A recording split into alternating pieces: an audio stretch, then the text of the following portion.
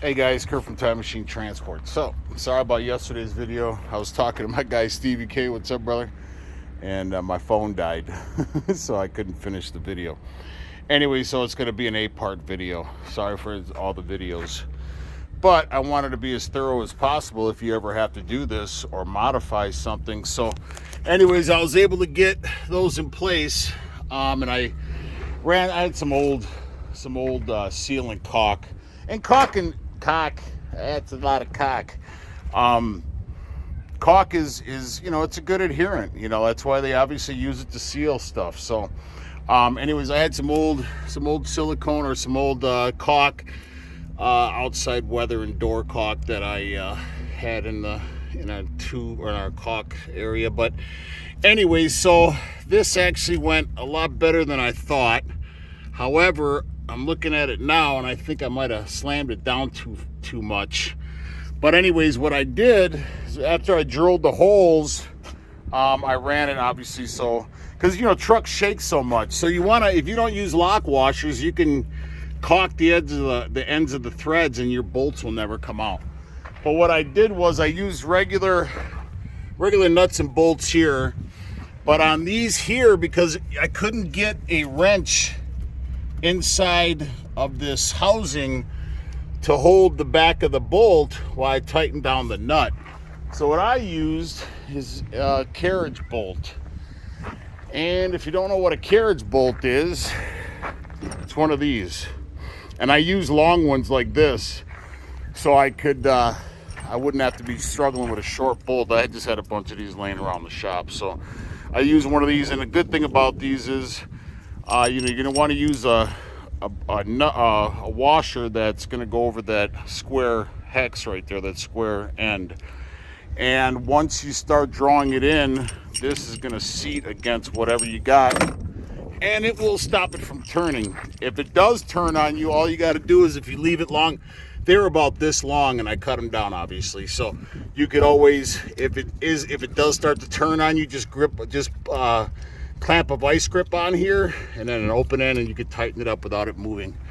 And my gap here is a little off, larger on that side than it is on that side. Maybe it's about the same. Anyways, so that's what I did there. Now I'm going to go ahead and flip it back over and see how much I pushed it out on the front side.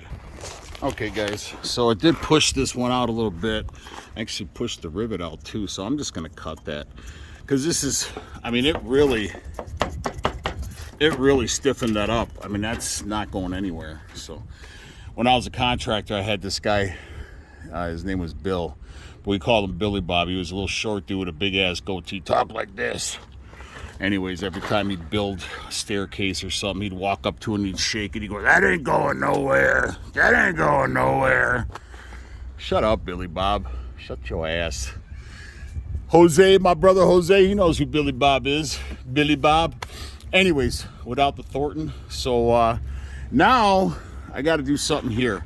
I was going to use that extra screen I had here, but it doesn't look symmetrical. So I'm just going to go ahead.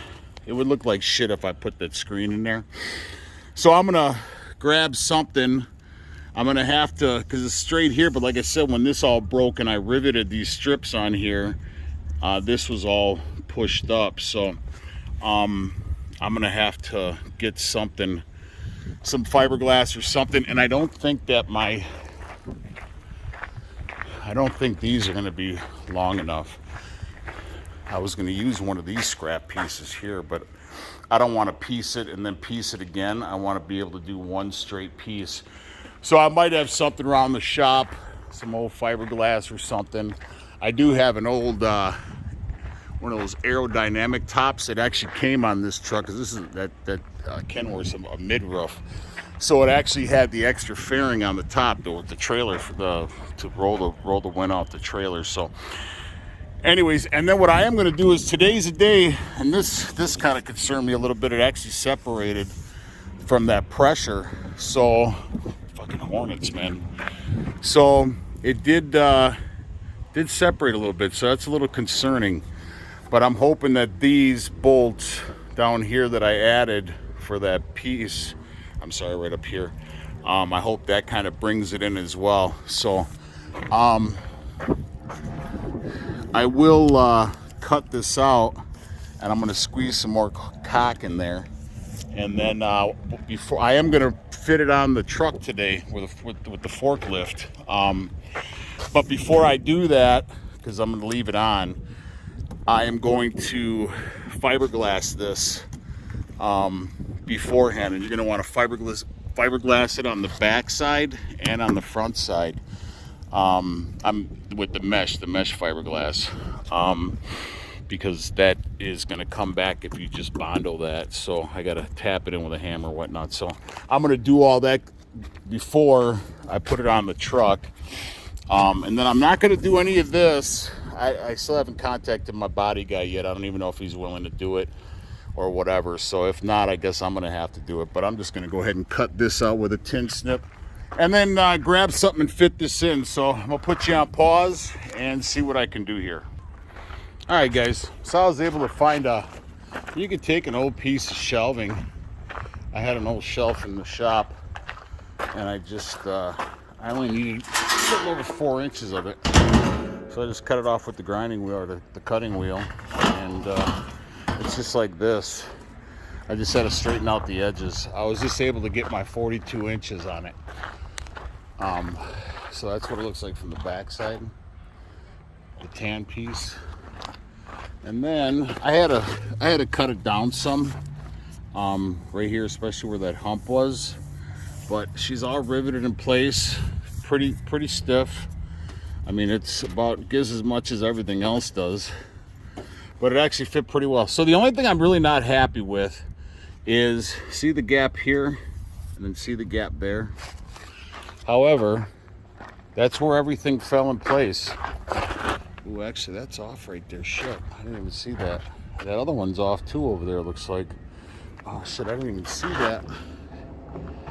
I mean, I guess I could take a sander and just sand it down so it's flush, but I don't even think you'll notice. But anyway, so even with that in place, everything is pretty symmetrical.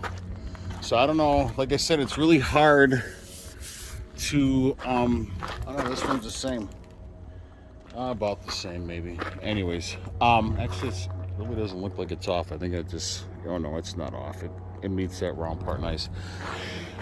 So that's the only thing I'm really not happy with. However, everything on the back side looks the same. So I don't know, like I said, these old parts, you know, because it had sat at the guy's place forever, and it was maybe it kind of warped that way. Maybe I could have straightened it out. I don't know, but when the truck's doing 80 miles an hour down the road, you ain't gonna be able to tell. No, that's pretty good. So anyways, so now I'm gonna go eat some lunch. I'm hungry, but it actually, well, I'm gonna count my blessings right now because I still haven't sized it up or set it on the truck yet. So I'm gonna go ahead and eat some lunch, and then I'm gonna fiberglass these pieces here inside and out. Or maybe, I don't know, I'll see. But anyway, so I'm gonna go take some lunch, and that's pretty much it for these videos. But I mean, it didn't turn, I mean, from where it was, and like I said, I know it looks like dog shit right now because of all the body work and everything else, and the two-tone this and two-tone that. However, I'm pretty satisfied for never doing this before. But I'm pleased so far.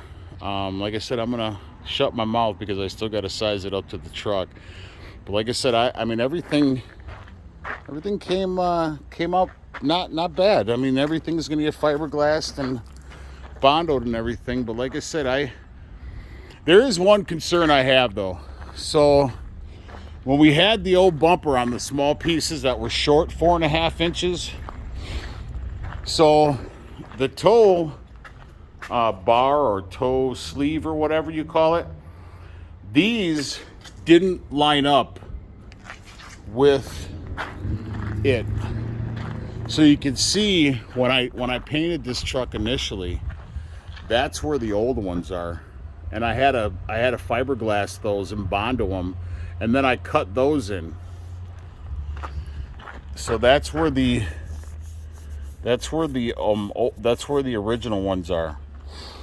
So I'm wondering, because now I dropped it 4.5 inches, so that means that now that is going to drop 4.5 inches.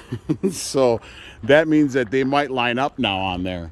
So I don't think I'm going to fiberglass it yet, because I'm going to have to find out where these holes line up for the toe sleeve. I think that's what it's called. But now I'm thinking that because now I just gained 4 inches or so. Well, that means that the whole hood and everything is going to go this way. So I'm going to put a large bet on it that these are now going to line up. So that means I'm going to have to fiberglass this as well. Anyways, I'm going to go take some lunch, and we'll find out. So I'm going to do one last video on sizing it up and how it looks on the truck. So please like and subscribe to the channel. Ciao.